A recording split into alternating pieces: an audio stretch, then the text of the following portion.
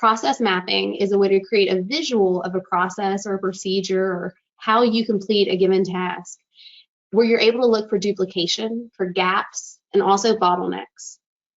So I have used a process map once to show the lengthy approval and sign-off process for proposals in my university. So at one time, we required proposals to be submitted to the central office 3 days before they were due. But it was taking 5 days for those proposals to route from the central office for approval and for final signature in order to submit. Well, that's a big problem.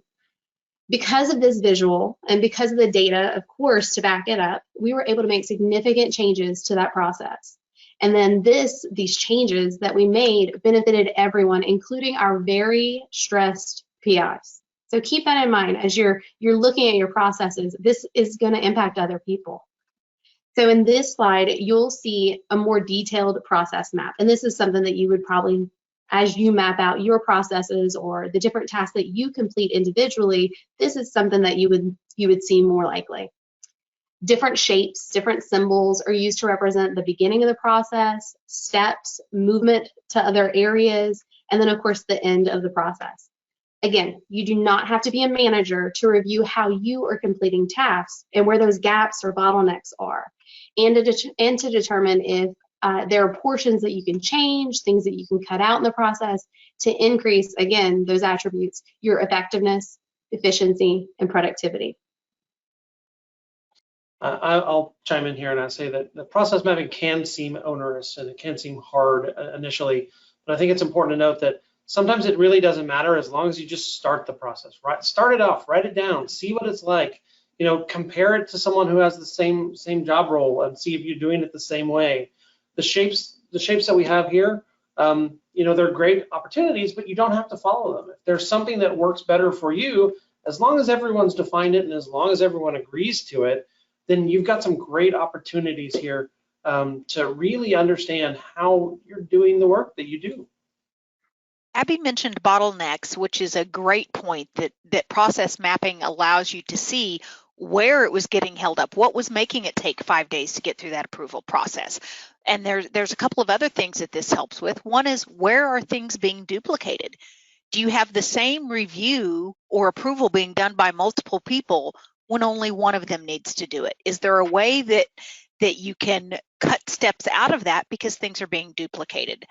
And then another thought is, what questions are you getting from users or stakeholders over and over again?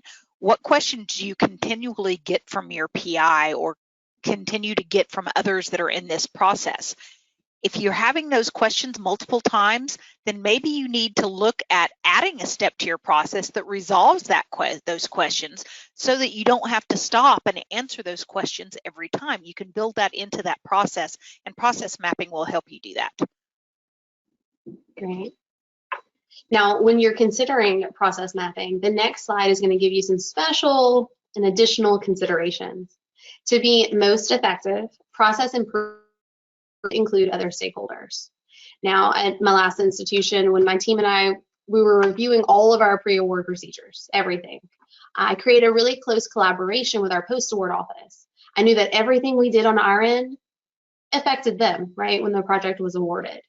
And so I asked a lot of questions. I learned about pain points that they've been experiencing for a long time that we had no idea. And we were able to adjust different processes that we had in place, even just really small things, even file naming conventions, right, that made their lives so much easier, and also the lives of our faculty members. It also created new collaborations within our institution, right, and a better, more consistent transition from the proposal all the way to the award for our faculty members, as well as all of our research administrators. All right, and then in addition, from there, we created standard operating procedures, or SOPs, to be sure our entire team understood and consistently completed those processes or those tasks. We also tracked metrics and then adjusted those procedures when they were needed. Remember, these are living documents. They have to be maintained in order to maintain their effectiveness. And with that said, oh, go ahead, Tom. I'll note on that one. If you can, publish these so that not only your staff uses them, but your customers see them too.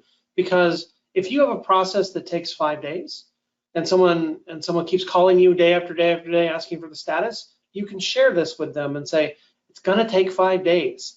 So once you get these down, working smarter is making sure other people know that they exist so that you can avoid some of those phone calls and some of those status checks and some of those things where you have to pause what you're doing and go answer a question when you've already answered that question. You just want to make sure that they have the information in front of them as well.